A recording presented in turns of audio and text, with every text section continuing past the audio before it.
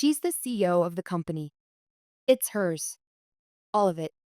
The words hung in the air like a death sentence.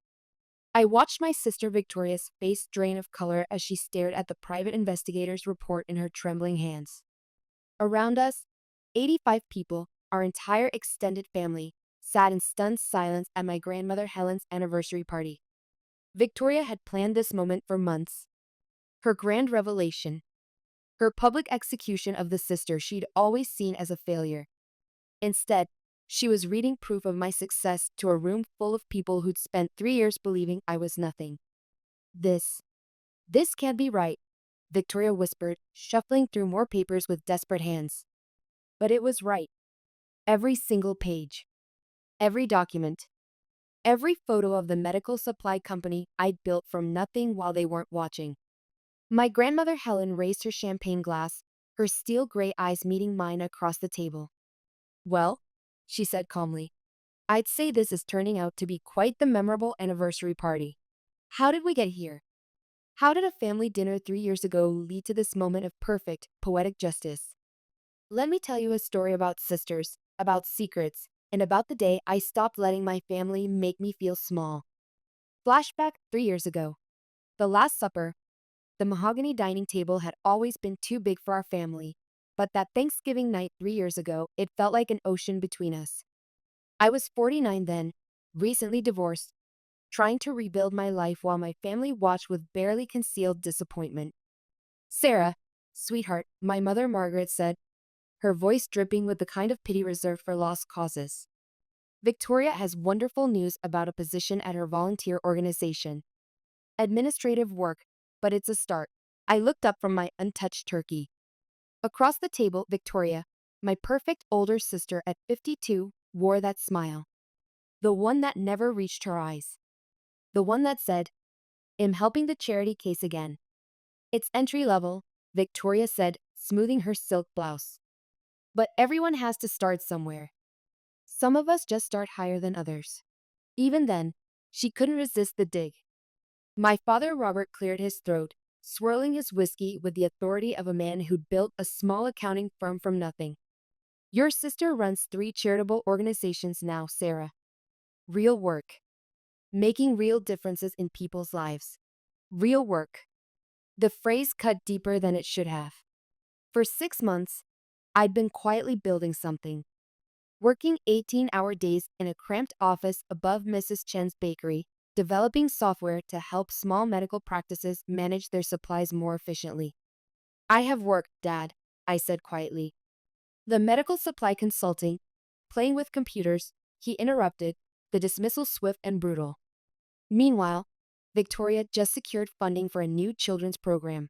Playing with computers. If only he knew that my playing had just landed 3 major hospital contracts. Victoria leaned forward, her voice honey sweet with concern. Sarah, I know the divorce was hard. Moving back to town, struggling to find your footing. But this position would give you structure. Purpose. The familiar knot in my stomach tightened. 3 years of living in Victoria's shadow had taught me to recognize the pattern, the setup, the subtle humiliation, the family's approving nods. I don't need structure, I said, my voice steadier than I felt. My business is actually doing well. The silence that followed was deafening. Victoria's laugh was like breaking glass. Sarah, we've talked about this. Calling it a business doesn't make it one. These little hobbies of yours always end the same way.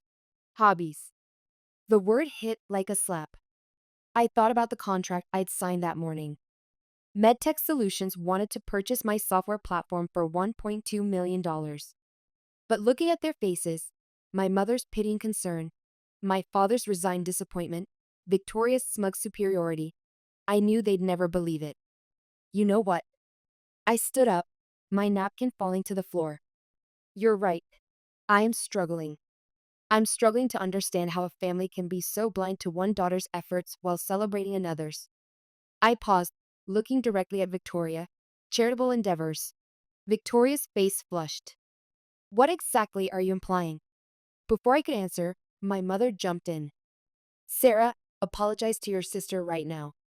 After everything Victoria's done for you, done for me, The laugh that escaped me sounded foreign to my own ears.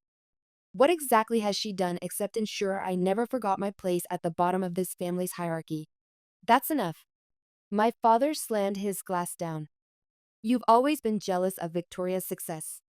If you spent half as much time working as you do complaining, I work 18 hours a day, Dad. I grabbed my purse. I haven't taken a day off in 6 months. But you've never once asked about it, have you? My mother stood up. Sit down, Sarah. We're not finished. Actually, we are. I walked toward the door. I'm done being the family disappointment. I'm done watching you worship Victoria while treating me like I'm broken. I'm just done. Victoria's voice followed me, dripping with fake concern.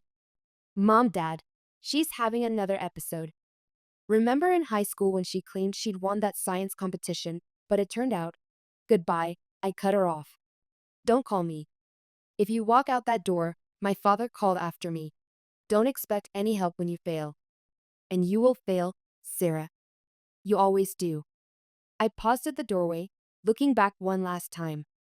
My mother's mascara-streaked face, my father's rigid disapproval, and Victoria's satisfied smirk.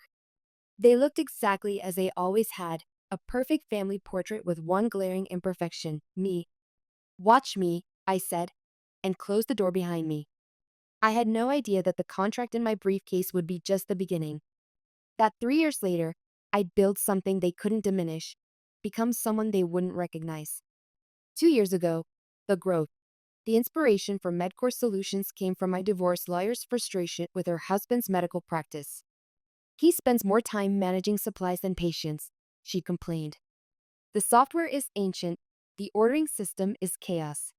That conversation led to 18 months of 18-hour days, building a cloud-based supply chain management system specifically for small medical practices.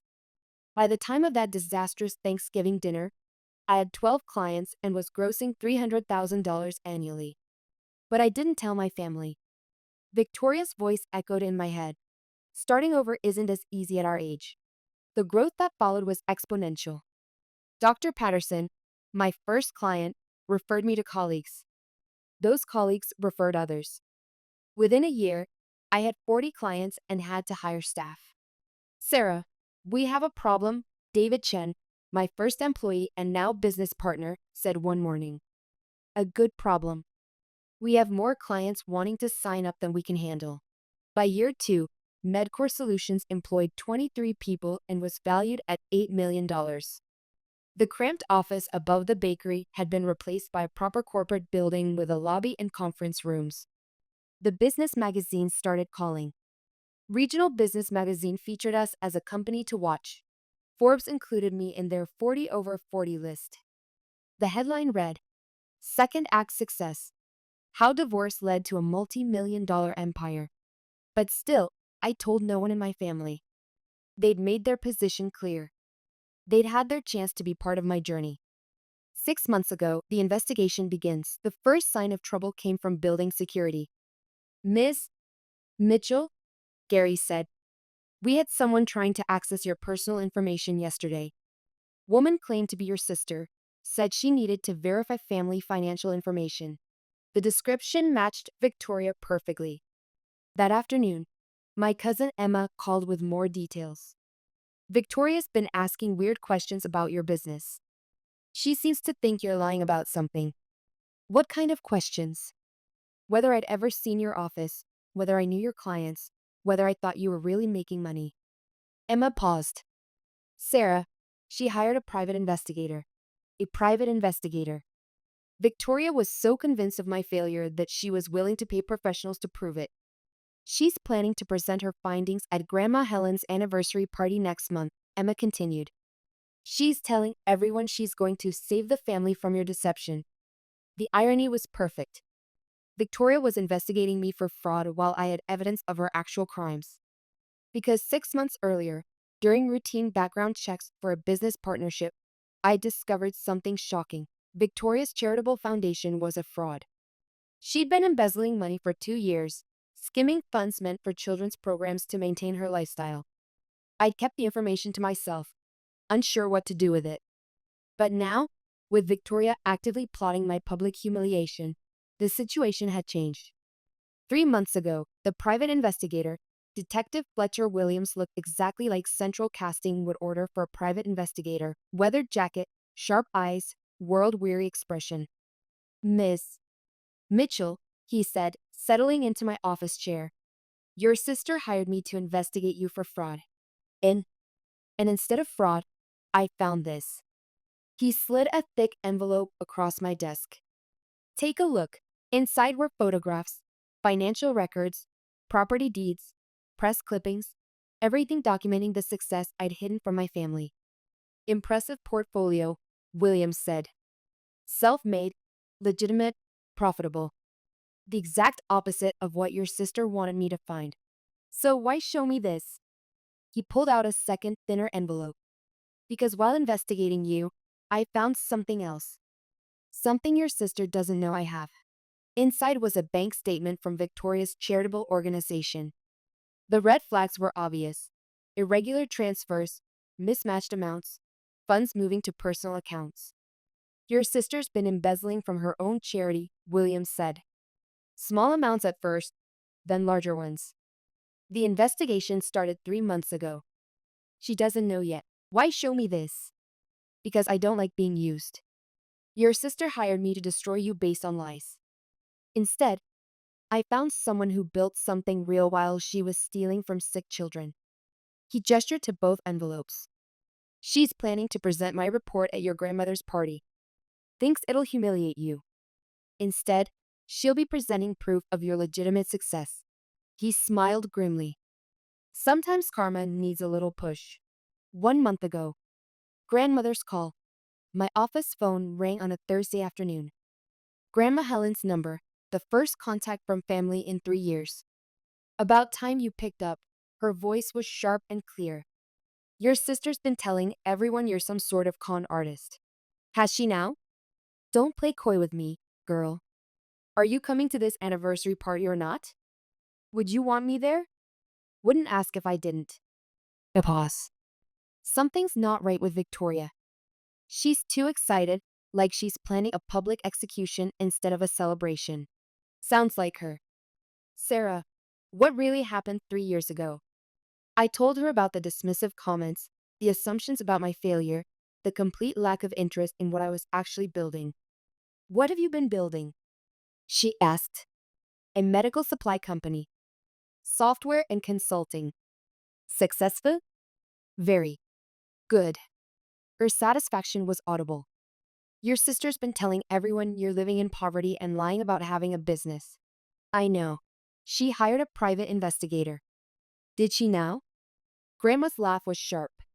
Well, that should be interesting. Private investigators do tend to find the truth. Something in her tone caught my attention. Grandma, what do you know?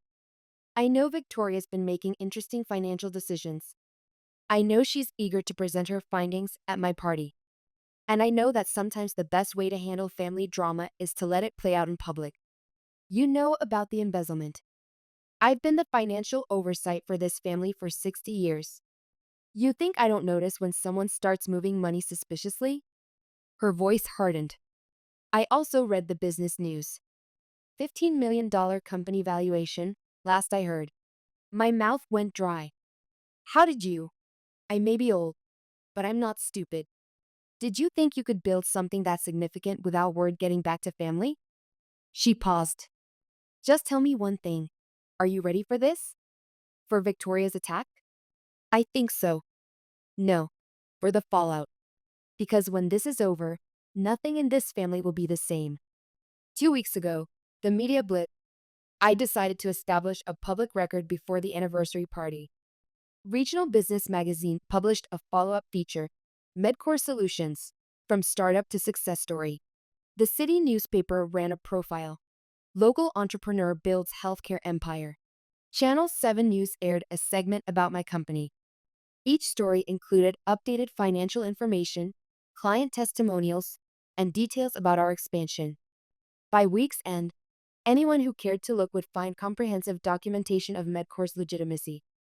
The week before the party, Williams visited again. Your sister's getting desperate. Yesterday, she tried to access your building's financial records. When that didn't work, she contacted your bank. My bank.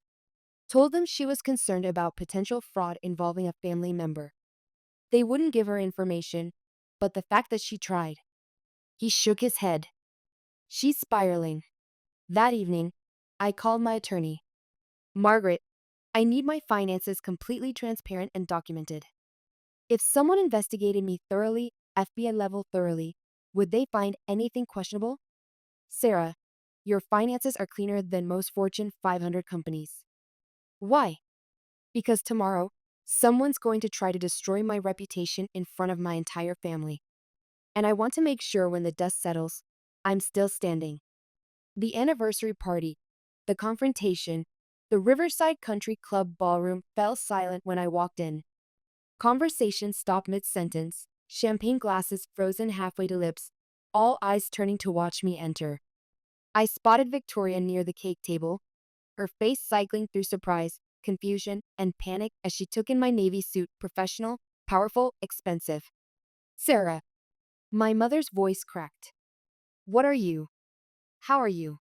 Happy anniversary, Grandma, I said, walking straight to where Grandma Helen sat in her place of honor.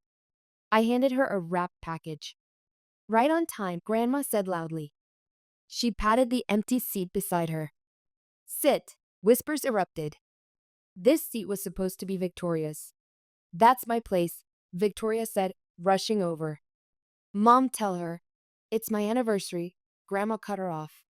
I'll seat who I want where I want. The next hour was a symphony of awkward small talk and pointed questions. Relatives who hadn't seen me in years suddenly wanted to know about my situation. I gave them nothing, just smiled and deflected. Enough chit-chat, Victoria finally announced, tapping her glass. It's time for the special presentation I prepared. She moved to the podium, pulling out William's thick envelope. As you all know, family means everything to me. That's why it breaks my heart to expose what I'm about to expose. She looked directly at me. Some people have been deceiving us, living lies, pretending to be something they're not. I sat back, relaxed. Beside me, Grandma sipped her champagne with satisfaction. I hired a private investigator to uncover the truth about my sister's supposed success, Victoria continued. And what he found. Show us? Grandma interrupted. Stop talking and show us. Victoria pulled out the first photo, me entering my office building, Medcore's logo clearly visible. This is where my sister claims to work. A tech company valued at. She stopped, actually reading the paper for the first time. Her face went pale. Go on, Grandma encouraged. What's the company valued at? This can't be right. Victoria shuffled through more papers. These documents show. What? I asked quietly. Property deeds, stock options, board appointments, Forbes interviews. The room was dead silent. Everyone watching as Victoria's hands shook. Read it, Grandma commanded. Read what that investigator found about Sarah. She's the CEO, Victoria whispered. Of the company. It's hers. All of it. My mother made a choking sound. My father's whiskey glass slipped, shattering on the floor. Keep going, Grandma said. There's more, isn't there? But Victoria had reached the final pages, the ones about her charity. I watched her face change from pale to gray as she recognized the bank statements. I think there's been a mistake, she stammered. These papers got mixed up. No mistake, I said, standing. Detective Williams is very thorough. He documents everything. I pulled out my own envelope, including unauthorized transfers from family trust accounts. You had no right, Victoria shrieked. Like you had no right to steal from children's charities? The room erupted. Relatives demanding explanations, my mother crying, my father trying to reach Victoria as she backed away. Enough. Grandma's voice cut through the chaos. She stood, commanding attention. Victoria wanted to expose the truth? Well, congratulations. She did. Just not the truth she expected. Victoria looked around wildly, seeing her family's faces transformed from shock to understanding to judgment. Then she ran, straight out of the ballroom, leaving her damning presentation behind. Grandma picked up her champagne glass. Well, she said calmly, I'd say this is turning out to be quite the memorable anniversary party. And we haven't even had cake yet. The aftermath. Truth and consequences. The silence after Victoria's exit lasted 12 seconds before my mother found her voice. This is your fault, she shrieked, pointing at me. You set her up. Did I force her to hire a pie? Did I make her steal from her charity? There must be an explanation, my father said. Victoria wouldn't. Wouldn't what? Lie. Steal? Try to publicly humiliate her sister? I looked around the room. Or are you having trouble accepting that your failure daughter built something real while your perfect daughter was committing crimes? Uncle Robert walked over to examine the scattered papers. These bank statements. Helen, are these legitimate? Completely, Grandma replied. I've been monitoring Victoria's organization for months. The financial irregularities were concerning. You knew? My mother whispered. I was waiting for the right moment. Sometimes truth has more impact when people discover it themselves. Emma appeared beside me. Sarah, I can't believe. $15 million? The company is valued at $15 million. My stake is somewhat less. The crowd fragmented into smaller groups, relatives processing what they'd witnessed. Some approached with awkward apologies. Others avoided eye contact. My phone buzzed. A text from an unknown number. Ms. Mitchell, this is Detective Reynolds with the DS office. We need to speak about Victoria Mitchell's activities. A commotion at the entrance drew everyone's attention. Detective Williams walked in, followed by two federal agents. We're looking for Victoria Mitchell, one agent announced, showing his badge. We have a warrant. She's not here, my mother whispered. We know. We arrested her in the parking lot 10 minutes ago. The room erupted again. Through it all, Grandma sat calmly, watching with satisfaction. I walked over and sat beside her. How long have you known about your success? Since the Forbes article. About Victoria's embezzlement? Since I requested an audit 6 months ago. She smiled. I was waiting for the right moment to let both truths come to light. Why didn't you warn me? Because you needed to handle this yourself. You needed to stop hiding from people who never deserved your consideration. Her eyes met mine. Are you angry? I thought about the public humiliation, the family drama, the destruction of damaged relationships. No, I'm grateful. For the first time in my life, everyone knows exactly who I am. And who your sister is. That too. Epilogue 6 months later. My office phone rang on a Tuesday morning. The caller ID showed a familiar number. Hello, Mom. Sarah. Her voice was smaller than I remembered, worn down by 6 months of legal proceedings and family recriminations. How are you? I'm well. The company's doing better than ever. We just opened offices in 2 new states. That's wonderful. I saw the article in the business magazine. We were both quiet for a moment. Victoria was serving 18 months in federal prison for embezzlement and fraud. My parents had sold their house to help pay restitution to the family she'd stolen from. Sarah, I need to say something. Your father and I, we were wrong. About everything. About you. About Victoria. About what success looks like. Her voice cracked. We failed you as parents. You did, I agreed. But that's not my problem anymore. I know. I know you don't owe us anything. But I wanted you to know. We see you now. Finally, we see you. After I hung up, I sat looking out my window at the city skyline. The same view that had graced magazine covers. The same view my family never believed I owned. David knocked and entered. The Hartwell acquisition is final. Congratulations, you're now worth $22 million. I smiled, thinking about that Thanksgiving dinner 3 years ago. About Victoria's smirk when she'd offered me the charity job. About my father's dismissive wave when he'd called my work playing with computers. Any regrets? David asked. I thought about my family, fractured and forever changed.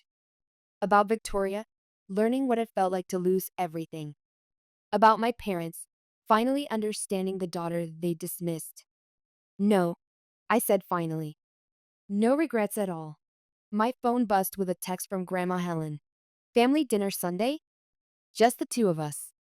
I'm making pot roast. I typed back, I'll be there. Some relationships were worth salvaging. Others had taught me everything I needed to know about my own strength. 3 years ago, I'd walked out of a family dinner feeling broken. Today, I was walking into the future as exactly who I'd always been. Someone who built something real while others built facades. The truth, as Grandma had said, has a way of coming out, usually at exactly the right moment.